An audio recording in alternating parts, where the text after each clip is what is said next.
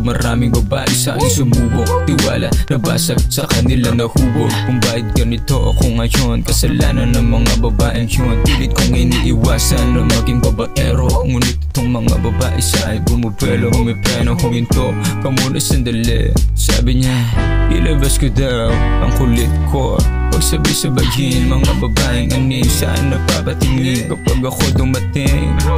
Yung babae mo hawaan mo ase baka sa akin eh. Oh, baka mayabangan ka partida. Mas mayabang pa ako nung simula. Mas mayabang pa ako noon.